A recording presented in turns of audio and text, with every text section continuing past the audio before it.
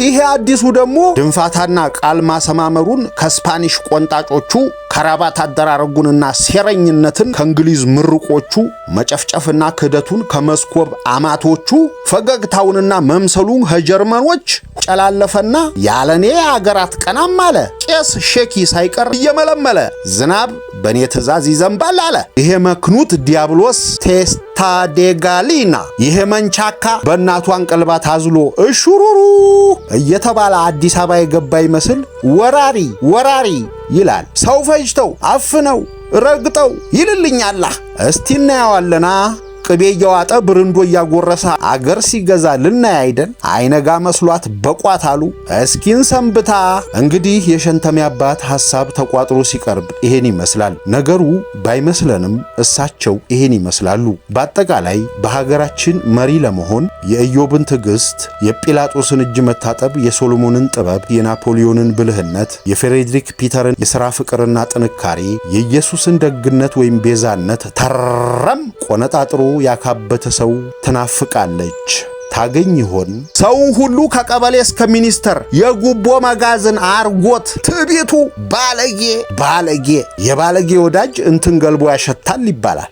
አይ ኢትዮጵያ ዛሬማ ቢያንጋልሏት ጡት ቢደፏት መደላድል ቢጠቧት ደም የላት። ይሄ ወለወልዳ ባሪያ አደንቁሯት አፈራርሶ ቀጠለና ይሄ ወለወልዳ ባሪያ የቀረችውን ዘመድህን ሚስትህን ጧት ስብሰባ፣ ቀትር ስብሰባ፣ ምሽት ስብሰባ ወንድ ለምን ገስጾኝ አለች። የልጆቿን አባት ገመናውን አውጥታ በአደባባይ ዘለፈች። ሊጡን አብሲቱን ገብቶ ይሞክረው እኩል ነን አለች።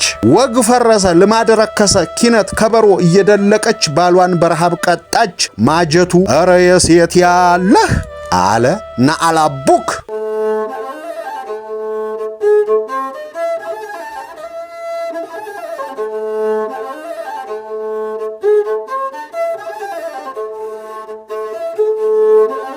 ጣና ይስጥልን። ሀብል ተረክ ቤት ከአብርሃም ረታለሙ አከራይ ተከራይ አካከራይ ከሚለው የሸንተሜ አባትን ወግ ቀንጭበን ልናጋራችሁ ወደናል። ቻናላችንን ሰብስክራይብ በማድረግ እንድታበረቱን ስንል በአክብሮትና በፍቅር እየጠየቅን ስለምታደርጉልንም ሁሉ በማመስገን አብራችሁን ቆዩም።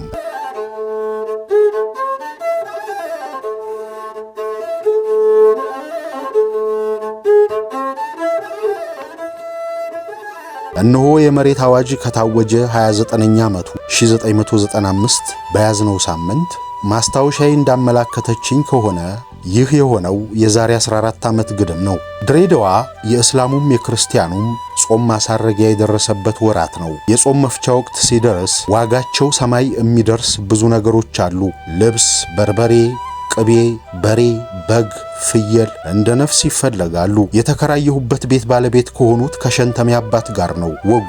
ሸንተሜ የምትባል ጫት ብቻ የምትበላ ጥጃ፣ ሰው በቃኝ የሚባል ፍየልና ጉዲሰዲ የሚባል ትንሽ የበግ ጠቦት አላቸው። ባለታሪካችን የሸንተሜ አባት የተባሉት ጫት ብቻ የምትበላ ጥጃ አሳዳጊ በመሆናቸውና ከሰው ጋርም ሲገናኙ አዘውትረው ስለ ሸንተሜ ማውራት ስለሚወዱ ነው። ሰፈርተኛው አዘውትሮ የሚያውቀውን ስማቸውን ትቶ የሸንተሜ አባት ያላቸው ለዛ ነው ይባላል። ተከራዮችም ሁለት ወንደላጤዎች ብቻ ነበርን። ከሁለታችንም ቀን የምገኘው እኔ ብቻ። በተለምዶ እንደሚታወቀው ብዙውን ጊዜ ሸምገል ያሉ ሰዎች ልጆቻቸው በተለያዩ ምክንያቶች ርቀዋቸው መኖር ሲጀምሩ ያ ብዙ ሰው ከላይ ታች ሲርመሰመስበት የነበረ ቤት ኦና ሲሸት ብልጣብልጦቹ ቤታቸውን በእንስሳት ይሞሉና ለእንስሳቱም የሰው ስም እየሰጡ ታሪክ እየፈጠሩላቸውና እየለሰኑባቸው እነሱኑ አጫዋችም ንብረትም እያረጉ ለመጣለ ሄደው ስለነሱ እየተረኩ የብቸኝነት ህመማቸውንና ጥርሱን አግጦ የሚያስፈራራቸውን የመቃብር አፍ ክድን ይከድኑበታል። እንግዲህ እንስሳቱ ሸንተሜ፣ ሰው በቃኝ፣ ጉዲሰዲ ለምን እንደተባሉና ምን መከላከያ እንደሆኑ እኔ እንደገባኝ የገባችሁ ይመስለኛል። የሸንተሜን አባት ቤት አከራይም አባቴም ጓደኛዬም ነበሩ ማለቱን መረጥኩ። ሚስታቸው እትዬ ይሻሙ ይባላሉ። ይህ በተጻፈ ሰሞን ፈረንሳይ የምትኖረውን ልጃቸውን ለማድረስ ሄደው በ3 ወራቸው መጡ። ልጆቻቸው በሙሉ ውጭ ሀገር ነው ያሉት። እትዬ ይሻሙ ከወንድየው ይልቅ ኃይለኛ ናቸው። ማጋነን ባይሆንብኝ ሲቆጡ ፈረንሳይኛ ደባልቀው ማጉረምረም ይቀናቸዋል። መላልሰው ሚርድ ማለትን እንደ አዝማች ይጠቀሙበታል። አደገኛ ከ6 ሰዓት እልፍ ማይል የጫት ሐራር አለባቸው። አንዳንዴ ጥሩ ቁርስ ከበሉ ወይም ከጡረተኛው ባላቸው ጋር በመሽሩፍ ከተጋጩ ኢጀበናም ይቅማሉ። ጧት የሚመነዠክ ማለት ነው ኢጀበና። የሸንተሜ አባት ግን ለ35 ዓመታት ከቃሙ በኋላ አሁን ወደ ቋሚ ጠጃምነት ተዘዋውረዋል። በጥቂቱ ተምረዋል። ይበልጡን በልምድ የተለያዩ ቋንቋዎችን ይሞካክራሉ። እንግሊዝኛ፣ ፈረንሳይኛ፣ ኢጣሊያንኛ፣ አረብኛ በመጠኑ በሁሉም ይዘላብዳሉ ስል መሳደብ አይደለም፣ ይቀላቅላሉ ለማለት ነው። በየቋንቋው ብዙ አይታሙበትም። ከሙዚቃ መሳሪያዎች ፒያኖና ቫዮሊን በሚገባ ይጫወታሉ። ዕድሜያቸው 65 ይጠረጠራል። ልጆቻቸውም በሙሉ ውጭ ሀገር ልከው እትዬ ይሻሙና እሳቸው አሁንም በፍቅር ይከንፋሉ። በሰው ፊት ሚስጥር ማውራት ሲፈልጉ ፈረንሳይኛና አረብኛ በመቀላቀል መልእክት ይለዋወጣሉ። አባታችን በአረብኛ ተቆጥተው በፈረንሳይኛ ያሳስቁሃል። በኦሮምኛ መክረውህ በሶማሊኛ ይዘልፉሃል። በጣሊያንኛ አንጎራጉረውልህ በእንግሊዝኛ ያለቅሱልሃል።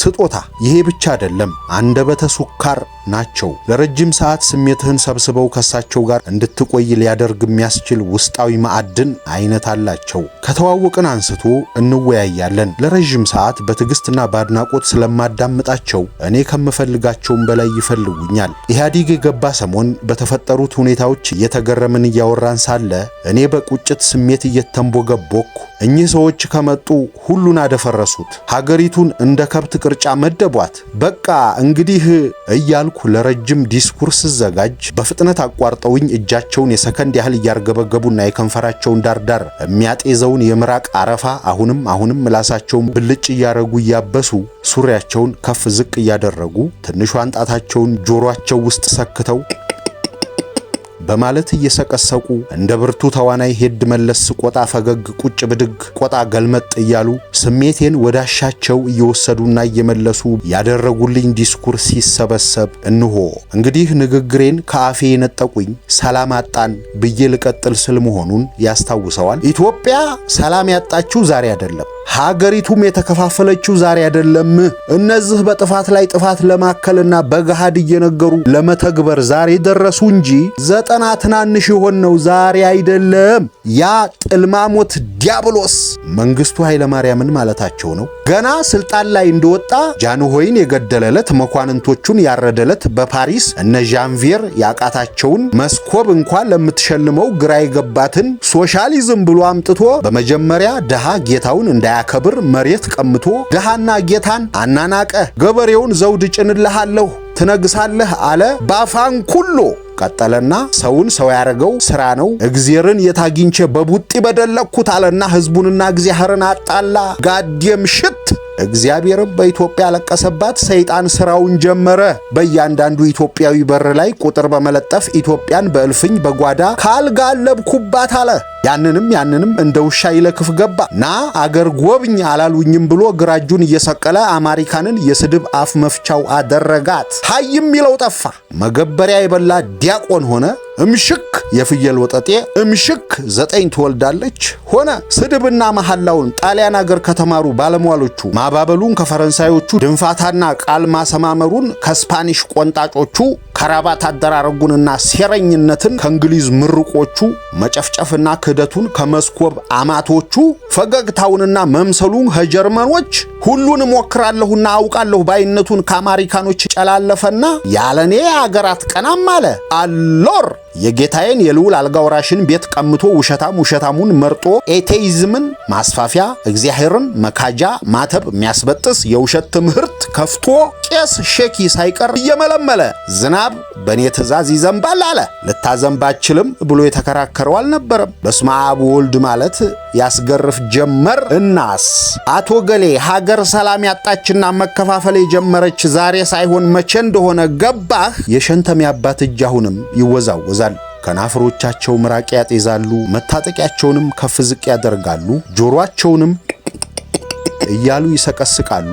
መላጣቸው ቢልጮ ጥርሳቸው ጻዳ ንግግራቸውን ቀጠሉ። በሉ አይወማ የሚባል ማህበር አቋቋመ። መዝናኛ ከፈትኩላቸው ብሎ የእብደት ማህበር በጠጅ ቤት ይቋቋማል እንደሚባለው አባትና ልጅን አጣላ።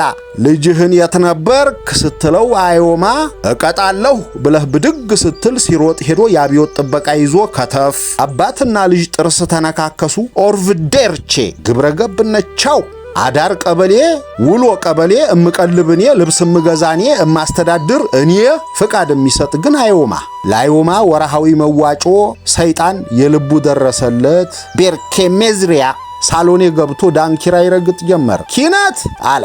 በወቅቱ እኔ አድማጭ ነበርኩ እንጂ ጣልቃ አልገባሁባቸውም። ጣልቃ የሚያስገባ ምክንያት አጥቼ አልነበረም። በወዲህ በአይወማ ውስጥ አልፍ ያለሁና መቃወም የሚያስችል መልስ ነበረኝ። በወዲህ ሶሻሊዝም መድኃኒት ነው ባይነበርኩምና በመጠኑ ለማንገራገር በቂ ምክንያት ነበረኝ። ግና ቢያንስ ስለ 4 ምክንያቶች ዝም አልኩ። አንደኛ እንግዳ በመሆኔና አቀራረባቸው ማርኮኝ ሳይሆን አይቀርም። ሁለተኛ ያከራዩኝ ክፍል የሽልማት ያክል ስለሚቆጠር ቅጣት እንዳይከተለኝ በመስጋት። ሶስተኛ የታመቀ ብሶት ሲዘረገፍ በጥሞና ማዳመጥ ተናጋሪው ልኩን የሚያውቅ ከሆነ ፍቅር ስለሚያስገኝ። አራተኛ አዛውንቶች ኋላ ላይ ወደ ቧልትና ቀልድ የሚተላለፉት ተከራያቸው በመጀመሪያ መራራውንና የሚያመውን በእኩል የሚጋራቸው ሆኖ ሲያገኙት መሆኑን ከልምድ የተማርኩ በመሆኑ። ከላይ ያከራዩኝ ክፍል የሽልማት ያህል ስለሚቆጠር ያልኩበትን ደግሞ በመጠኑ ላስረዳ። በድሬዳዋ ሙቀቱ ከበድ ስለሚል እንደኔ ከወይና ደጋ አካባቢ ለሄደ ሰው እንደ ሽልማት የሚቆጠር ቤት የመከራየት ስልት አለ። ለምሳሌ የሸንተሜ አባት ግቢ ሰፊ ነው። ከኔ ክፍል አጠገብ ትልቅ ዛፍ አለ። በተለይም ቀን ላይ ሙቀቱ ሲጋጋም የዚያ ዛፍ ጥላ ከኔ ቤት ጣራ ላይ ይቆያል እስከ ቀኑ 9 ሰዓት። እናም እቤት ውስጥ መቀመጥ መተኛት ይቻላል። ደጅም ፍራሽ አንጥፎ ዓለም 9 ማለት ይቻላል። በድሬዳዋ የዚህ አይነት ጥላ ያላቸው ቤቶች ከ20 አንድ ቢገኝ ነው። ሌላኛው ሙቀት መቀነሻ ዘዴ የቤቱን ጣራ በጭቃ ማሸግ ነው። በእርግጥ ይሄኛው ደግሞ ሌሊትም የመሞቅ ጠባይ ያለው። የእነዚህ አይነት ቤቶች ጥቅማቸው ስለሚታወቅ ከመደበኛው ኪራይ ጭማሪ ይደረግባቸዋል እና ያገኘሁትን ክፍልና ግቢው የሚሰጡኝ ጥቅም በአከራይ ንግግር ጣልቃ እንዳልገባ የማገት ኃይል አላቸው። ሰፈሩም ነምበር 1 መሆኑ ራሱ ዝም ያሰኛል። ቤቴ ነምበር 1 ነው ወይም ግሪክ ካምፕ ነው ሲባል በአዲስ አበብኛ የቦሌ ልጅ ነኝ እንደማለት። የሸንተሜ አባት መድረክ ቀረሽ ቃለ ተውኔት ከነንቅስቃሴያቸው በተለመደው ትዕግስት እናዳምጣለን። ባለታሪካችን ቀጥለዋል። አሁንም እጃቸው ይወናጨፋል፣ የከንፈራቸው ዳርዳሩም ምራቅ ያጤዛል። ጆሮአቸው በትንሿ ጣታቸው እየተደረገች ትሰቀሰቃለች። ሄደት መለስ ገልመጥ ጀነን ቁጭ ብድግ ይላሉ። እትዬ ይሻሙም ከሳሎን ጓዳ ከጓዳ ማጀት አንዴ ተጣደውን እያማሰሉ የባላቸውን ጠባይ የለመዱት በመሆኑ ከመጤፍ ሳይቆጥሩ እደጅ ጓሮ ይላሉ። የሸንተሜ አባት የአይኦማን ክስ አጠናቀው ወደ አይሴማ ተላልፈዋል። ቀጠለና ይሄ ወለወልዳ ባሪያ የቀረችውን ዘመድህን ሚስትህን አይሴማ ጧት ስብሰባ፣ ቀትር ስብሰባ፣ ምሽት ስብሰባ ወንድ ለምን ገስጾኝ አለች። የልጆቿን አባት ገመናውን አውጥታ በአደባባይ ዘለፈች። ሊጡን አብሲቱን ገብቶ ይሞክረው እኩል ነን አለች። ወግ ፈረሰ፣ ልማድ ረከሰ። ኪነት ከበሮ እየደለቀች ባሏን በረሃብ ቀጣች። ማጀቱ ኧረ የሴት ያለህ አለ። አባት ቢቸግረው የሆቴል ደንበኛ ሆነ። ኪነት በሻሽ ላይ ቀይ ኩፍያ ተደረገና ወንድ አክያለሁ ተባለ። መነጥር ተደነቀረና ዲምጥ ማጉያ ተይዞ ማማሰያሽን አንክተሽ ነይ ተባለ። ባልም ገሰጥ እንዳያደርግ ቀበሌ ፈረመ። ብትበድለውም እንኳ ሊቀ ቀንበሩ ዘንድ ገብተው ኪስ እንዲዋዋጡ ተባለ። ናአላቡክ ሰይጣን ስራውን አገባደደ። በሚስቴና በእኔ መሃል ገባና ሁለታችንንም አቅፎ ይደባብሰን ገባ እያሉ ሳሉ እትዬ ይሻሙ በመሃል ገብተው ኧረ እኔ ዲያብሎስ አልዳሰሰኝም ምን ጉድ ነው የሚያወሩት ቢሉም ትንሽ የሸንተሜን አባት ስድብ ከመቅመስ አልዳኑም። ውጪ ፈሎዲካኔ እሚል እቺ ከልብ መሃል ገብታ ነገሬን አቋረጠችኝ። እናልህ ይሄ መክኑት ዲያብሎስ መኝታዬ ድረስ ሰተት ብሎ ገባ።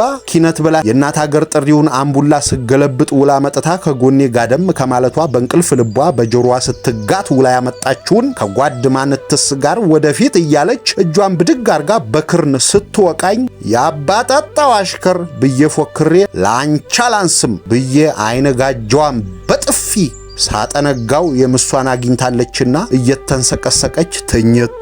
ቴስታ ዴጋሊና አሁን ውጭ ሀገር የምትኖርና የምትረዳኝ ሴቷን ልጄን ለማንጓጠጥ ጎረምሳ በምሽት ደጄ ድረስ መጥቶ እጇን ሲጠመዝዝ ክንዴን ሳልንተራስ ብዬ ከዘራዬን እንደመሰንዘር ስቃጣ እንደ ጣሊያን ቴክሳስ እየዘለለ አገጬን በቡኛታ በፌሽታ በቦክስ ቢለኝ ሕግ አለ ብዬ ለቀበሌ ሹም ለማመልከት ብሄድ ስራ አመራሩ በሙሉ ሳቁብኝ። እንግዲህ መንግስቱ ኃይለ ማርያም በሰው ጥርስ ውስጥ ተወሸቀ ማለት አይደለም። እህሳ አቶ አንቶኔ ባለርስትን ከገባር መኳንንትን ከተሰሪ ልጅን ከአባት ባልን ከሚስት ንጉስን ከህዝብ እግዚአብሔርን ከፍጥረቱ ሰፈርን ከሰፈሩ ዘመኑን ከትውልድ ለያየ። ይሄ የዲያብሎስ ጦር ሰራዊት ለያየ አለያየ። ቮትሮቮን ደማቃባ አናናቀ ጥርስ አናከሳ አገዳደለ። ያንንም ሸብ እጭድ ገደለ ቦርኮዲዮ። እና ኢትዮጵያ ዛሬ ሳይሆን የፈረሰችው መቼ እንደሆነ ገባህ?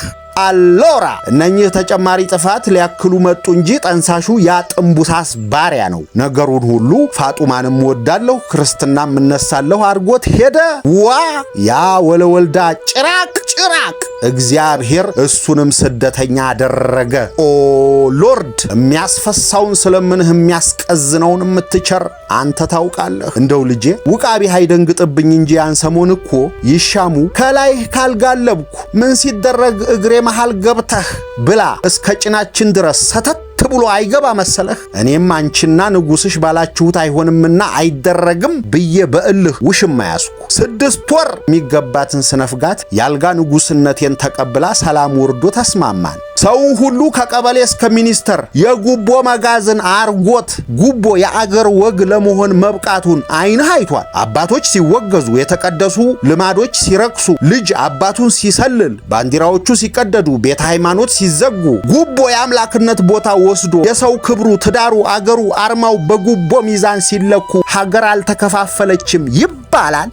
ያ ዘውድ ያልደፋ ግን ዘውድን አያቅ ጨረባ ምን ያላዋረደው ሰው አለ? ጃንሆይን፣ ልዑላኑን፣ የአሜሪካ መንግስትን እንዲያው ከጧት እስከ ማታ የድግስ መብያ አላደረጋቸውም እንዴ? ትዕቢቱ ባለጌ የባለጌ ወዳጅ እንትን ገልቦ ያሸታል ይባላል። አይ ኢትዮጵያ ዛሬማ ቢያንጋልሏት ጡት ቢደፏት መደላድል ቢጠቧት ደም የላት። ይህ ወለወልዳ ባሪያ አደንቁሯት አፈራርሶ ከሱ የባሰ ተካብን። ይሄ አዲሱ ደግሞ ከጃንጃ ክሩስ መጽሐፍ ጥቂት አረጎች የቀነጣጠበ ይመስለኛል። ዲሞራክሲዮኔ፣ ፍራተርኒቲ፣ ኤጋልቴ፣ ሊቤርኒቴን አመጣለሁ ባይ ነው። በዚህ ላይ ትንሽ የቮልቴርንና የቪክቶር ሂዮጉን ቢጨምርበት ኖሮ እንደጋለበና እንደቆጨው ተነሳስቶ አገሩን አያምሳትም ነበር። ብቻ ምን ያረጋል? ቴስታኖንቼ ቪያ ወሬ ብቻ። ድሮም በደሃ ሀገር በዘር የሚመለክ ወይም ጠመንጃ ያነገተ ነው አገር ሲገዛ ይኖረው። ይሄ መንቻካ አዲሱ ጌታህ ደግሞ በእናቱ አንቀልባ ታዝሎ እሹሩሩ እየተባለ አዲስ አበባ የገባ ይመስል ወራሪ ይላል። እሱ ልጆቻችንን በወተትና በቅቤ እያሸ መርዶ ሲያስቀምጠን የከረመ ይመስል ሰው ፈጅተው አፍነው ረግጠው ይልልኛላ። እስቲ እናየዋለና ቅቤ እያዋጠ ብርንዶ እያጎረሰ አገር ሲገዛ ልናይ አይደል? አይነጋ መስሏት በቋት አሉ። እስኪን ሰንብታ። እንግዲህ የሸንተሜ አባት ሐሳብ ተቋጥሮ ሲቀርብ ይሄን ይመስላል። ነገሩ ባይመስለንም እሳቸው ይሄን ይመስላሉ። በአጠቃላይ በሀገራችን መሪ ለመሆን የኢዮብን ትዕግስት፣ የጲላጦስን እጅ መታጠብ፣ የሶሎሞንን ጥበብ፣ የናፖሊዮንን ብልህነት፣ የፍሬድሪክ ፒተርን የሥራ ፍቅርና ጥንካሬ፣ የኢየሱስን ደግነት ወይም ቤዛነት ተረም ቆነጣጥሮ ያካበተ ሰው ትናፍቃለች። ታገኝ ይሆን?